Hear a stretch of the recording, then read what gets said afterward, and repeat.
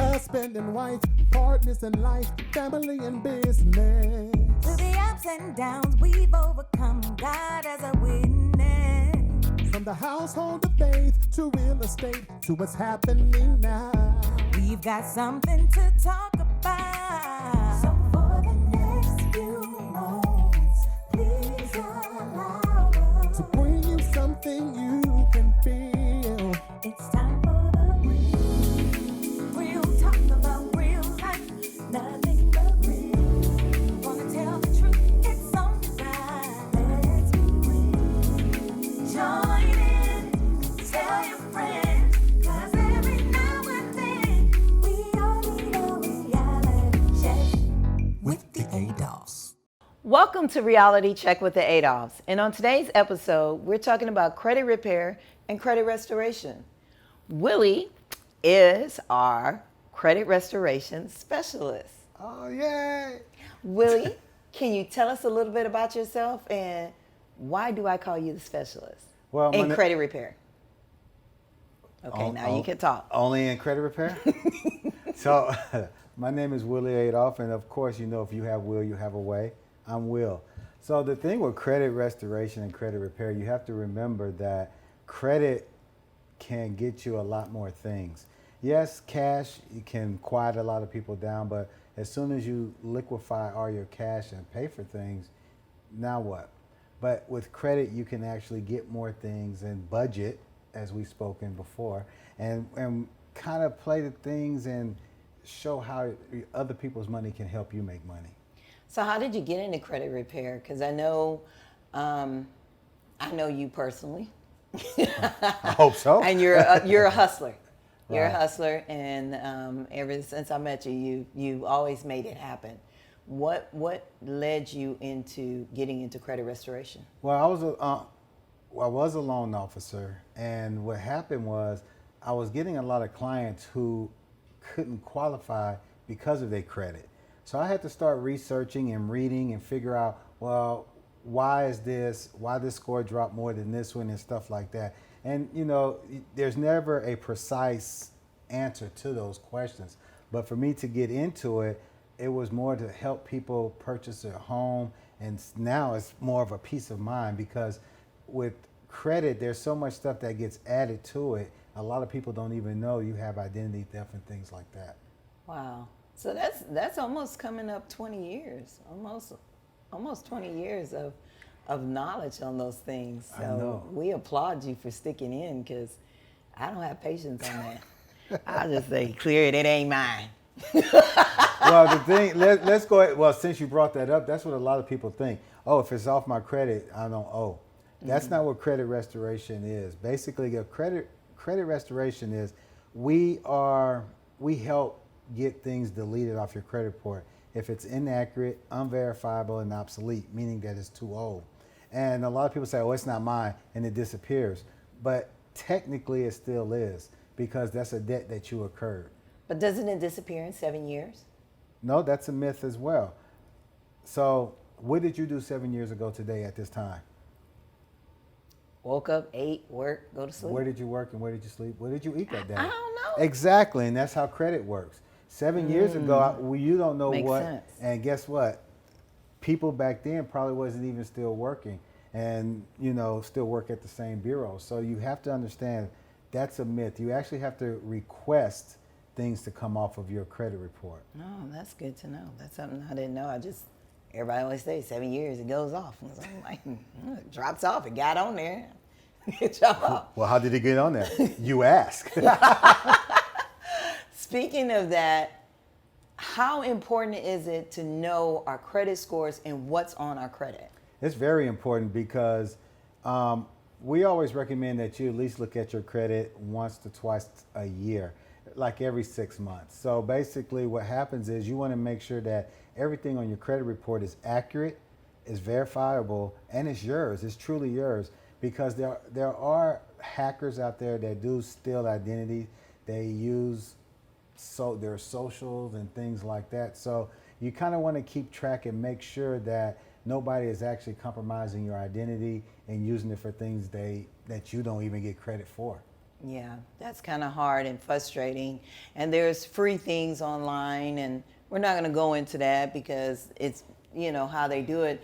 But do you stress credit monitoring? You said that we can get a free credit report. Yes, you can definitely you want credit monitoring because you want to know every time your social gets run. And if it's ding, you got a notification. What if you wasn't the one at the mall trying to get a credit card? Now somebody got an instant credit in your name, and boom, they charge up. Now you got to go through the hassle of going through getting that, proving it's not yours, proving that you wasn't there, proving that you didn't sign. But if you can catch it right there at the beginning, then it can definitely be a smaller process. I'm not going to say you won't have to go through all that stuff, but you won't have to go as detailed. And that's awesome because a lot of credit cards now have that credit monitoring. I know I get dings on my app. I love my credit cards. Yes, she does. And they'll say your credit score dropped, or when I charge things over a certain limit. So that's awesome and good to know. Also, what's the difference between credit scores, credit bureaus, all that kind of stuff? Well, there's 3 credit bureaus. You have TransUnion, Equifax, and Experian. Each one of them are credit bureaus. And with your credit scores, they are the ones with the computerized module that actually give you the scores. So depending on who reports to who, because believe it or not, everybody don't report to all 3 agencies. But the 3 agencies are very heavily factored in your purchasing power of big token items and even credit cards. And now your credit score can determine your job. It can determine even if you can rent a place. Wow, that's crazy. And so by you saying that, you're saying that if I look online and I see that my score is this, but then if I want to get a car or a house, it's different? Well, it all depends on who they use, because your free online stuff is a great tool. It's a snapshot of your credit. I really wouldn't go strictly and say, hey, my score is this because such and such says it's that. You definitely want to make sure you're talking to a professional that's in that industry so they're pulling the correct credit of knowing where you stand. So if I want to get a car, I make sure that I go to a bank that's going to qualify me for a car. If I want to get a house, I'm going to go to a loan officer that's going to qualify me because my scores are going to be different. Is that what you're saying? It's going to be a slight difference in the scores, but you'll have an idea. They're not going to be too far away, too far out of the box or out of the arena, but you definitely want to keep an eye on what's going on. Because you are in the real estate industry, can you tell us after the commercial, because I don't want to rush you, but tell us kind of what they're looking for. Is that some of the things that you could share with us today? I definitely can, and that would be a great question to answer because there are some things that in the mortgage industry that they look for. Awesome. Guys, we're going to take a quick commercial break, and then when we get back, we're going to find out about specifically fixing your credit to attain the house of your dreams.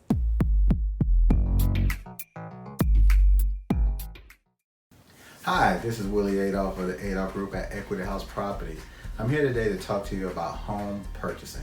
A lot of times people want to know, where do we start? When do we start? How much do we need to save? What does our credit score need to be like? Can I really move in now? And the answer is yes. The thing is that you want to get pre-approved first before you even go house shopping, because what you wouldn't want to happen is that you find the perfect home, but the bank won't qualify you for your mortgage. So always get pre-approved first. So find a good lender, which we have a lot of resources for you on that.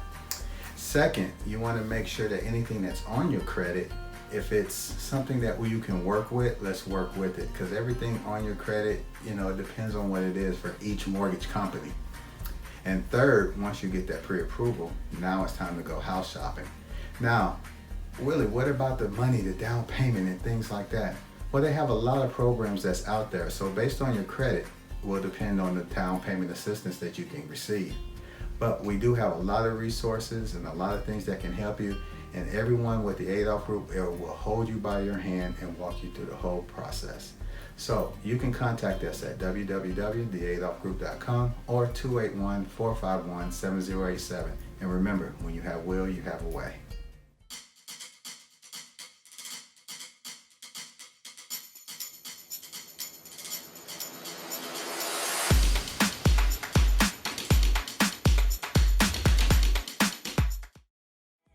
Cause every now and then we all need a reality check. With the Adolphs. Welcome back to Reality Check with the Adolphs. This episode, we're talking about credit repair and credit restoration with our in-home personal professional, Willie Adolph. Hey, Willie. Hey, Tikila. Tequila. So as we were going into commercial, one of the things that I was concerned about, because I am in the real estate industry and several of our viewers wanting to purchase homes, and of course everyone wants to get their credit together for cars or credit cards and things of sorts, but I want to specifically delve into the mortgage world. Being a real estate professional, it's kind of hard because we hate to not put someone in a house that they really want. Mm-hmm. And so it all boils down to the bank, which boils down to credit. Correct.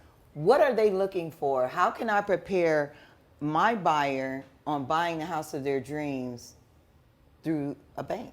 Well, from previous experience, and I'm gonna go ahead and make it known, I'm not a licensed loan officer, but in the experience that I've had, and even with the current experiences that I've had with the current relationship with loan officers, they're looking for different credit scores because each bank has their own criteria, their own overlays of what they're looking for. But to boil it down to, they're looking for the length of time on your credit. And this is what really helps boost your scores more than what the banks are looking for. The banks do want to see some stability there with credit, especially good. Bigger purchases does help a little bit. It's not a big factor if it doesn't, but a lot of them want to see, a minimum, majority of the time around 2 years. That's probably the good, solid, safe number that a lot of lenders and banks want to see. And they're looking for the length of time. They're looking for the payment history. Mm-hmm. How long have you been making these payments? Have you been making them on time? Have you been late? Because if you've been late, they may ask you to write a letter of explanation of why your payment was late. And, things do happen, and I call it life. Mm-hmm. Because sometimes life hits you when you don't expect it, and then now everything, you're robbing Peter to pay Paul. So there's a lot of things and compensating factors that fall into that can make that score fluctuate, but it's also can for the bank to look at it and say, hey, let's make this make sense. But what if I just pay everything off? Well, that's great. That shows that you're capable of not using someone else's money. But in the long term, it kind of hinders you from your scores to jump up faster. Not paying it off. I'm not saying not to pay your bills, but what we are saying is it's kind of like pay on time, but don't pay it all the way off. But then on the flip side of that, I'll get questioned, well, don't you have to pay interest on that money? Mm-hmm. Yes, that's true, but the interest of that is very, very minimum, but that can actually help boost your scores. Once you get to your scores to where you need, you can continue to pay things off to help maintain where your scores are at. Okay, so pay your bills, keep a little credit. That's kind of what you're saying? Kind of, because when you say keep a little credit, you might say, I got a $300 credit card. I'm keeping it a little under $300, like $299. Yeah. Well, so what's wrong with that? I don't go over. I make the minimum payments. Right, but the problem is you're extending your credit. Your debt utilization is now so high. You're showing the bank that you don't know how to manage money. So basically what you want to do is keep everything up under 30% of your high balance. But there's a lot of little tips and things that you can do, to help maintain that, especially if you do pay on time. So don't overthink the process. Just kind of realize that the money that you're using technically is not yours. You're borrowing it. Mm-hmm. And you have to realize when somebody borrows money from you, you want your money back as well. Exactly. So it's the same with the banks and same with the lenders, same with the vendors. They want their money back, and the penalty is it's called interest. They're going to want a little bit more because they gave you so much money. Okay, those are interesting points because I didn't even think like that. But then, so because I didn't think like that, I paid off everything. I don't have any credit now. Okay. Why are my scores are still stagnant? So if you don't have any credit, how can you build credit? It's just like you have a balloon that's halfway blown up, but you just have it sitting here in your mouth. When you blow it up, it expands. If you don't blow it up, it's going to stay right where it's at. So you have to use your credit to extend, to help your scores go, to show the credit worthiness of what you're using. And that's the reason why you're at a stagnant, because it's like you're almost like a ghost, you know, and that's for the people that don't have any credit. Yeah. Because no credit in some situation can be just as bad as no credit. Yeah, that's like my uncle. We're helping him try to get a house. And he was like, I pay everything cash. And we're like, but we can't get you approved. Well, the thing is, What do you suggest for someone like that? well, if he pays everything cash, you can get, you know, secure credit cards and things like that, small things to help boost the credit. But, you know, there are organizations out there that can help to add stuff to your credits, especially like rental. You Okay. can do that. There's other places like maybe a renter center or, you know, things like that. And what you do with those is as you're making your payments, you request them to add it to your credit report. Now, I did hear about that. You could do that with your rental house or add them to add that trade Just line make onto sure your you're credit. paying on time because you had that. And You be late. Right. Defeat the whole purpose. and as we're talking about late, a lot of people feel like, say for instance, since we're talking about homes, the 15th of every month is considered, that's your cutoff day. If you pay on the 16th, that's a late fee. So now a lot of people think, hey, I have to pay this late fee, so now I'm late. Well, the credit bureaus don't look at that as being late. As long as you're not 30 days late, you're not technically late. But here's a small catch that a lot of people kind of overlook. You have certain months that have 31 days.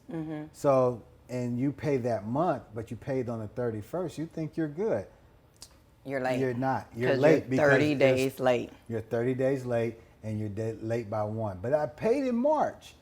Well, you should have paid on March 30th. Oh my goodness. This is so interesting. And it's weird because I live with him and I hear this, but there's always certain tips and things you can learn to do better. And that's all what we're about here on the show. We're going to take a quick commercial break, and then when we get back, we're going to find out how credit determines your buying power.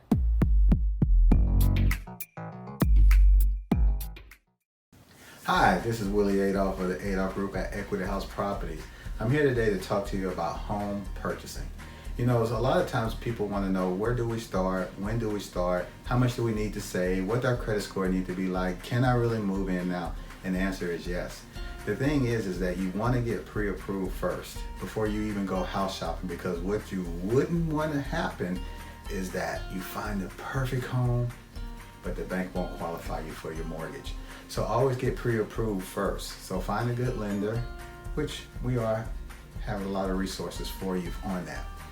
Second, you want to make sure that anything that's on your credit, if it's something that you can work with, let's work with it, because everything on your credit, you know, it depends on what it is for each mortgage company. And third, once you get that pre-approval, now it's time to go house shopping. Now, Willie, what about the money, the down payment and things like that? Well, they have a lot of programs that's out there. So based on your credit will depend on the down payment assistance that you can receive. But we do have a lot of resources and a lot of things that can help you. And everyone with the Adolph Group will hold you by your hand and walk you through the whole process. So you can contact us at www.theadolphgroup.com or 281-451-7087. And remember, when you have will, you have a way. It's alright, let's be real. Join in, tell your friends, 'cause every now and then we all need a reality check with the Adolphs. Welcome back to Reality Check with the Adolphs. We are in this episode about credit repair and credit restoration.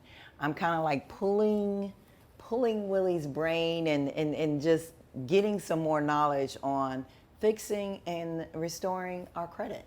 Yeah, I knew it was something that was going. All my hair is gone, so I guess my brain is next. Willie, please share with us some things on your suggestion on creating that buying power through credit. Well, first, pay your bills. Pay your bills on time. And don't overextend yourself. What I mean by overextend yourself, don't max out all your credit cards. Like I said, we know life happens, and it happens to all of us at some point in time or another. But also, we have to learn to take control, because if we don't take control, things can get out of hand. And then now, not only are you maxed out on your credit cards, you put yourself in a position not to be able to pay it. Then you have late fees, then you have overdraft fees. And then life happens again. And then life happens again, and it makes it worse. And then your credit starts sinking, and it just seems like everything's falling and crumbling around you. Understood. What can we do to get ourselves together? Well, budget, meaning knowing how much you actually have to spend on what, and when you're going to be able to pay it back if you borrow from it. Another thing is to make sure you don't overextend by having too much credit.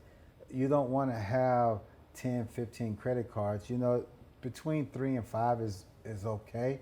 But then at that same time, you want to manage those and make sure that you're keeping a low balance. If you're spending that money, make sure you have that money to be able to replace it off the credit card. If you spend $200, make sure you're able to pay the $200. Don't spend $200 and say, oh, I'll get it next paycheck. Because next paycheck, something else happened. Now you're spending another $200. Now you're $400 in a hole. So you want to kind of sit back, relax, and draw out a plan and kind of set goals on what you want to do. Goals, what do you mean by that? So say for instance, you have a goal of, I want my credit score to be such a certain number. So to obtain that number, you have to now look at what do you have and how you can work with what you have to obtain those goals.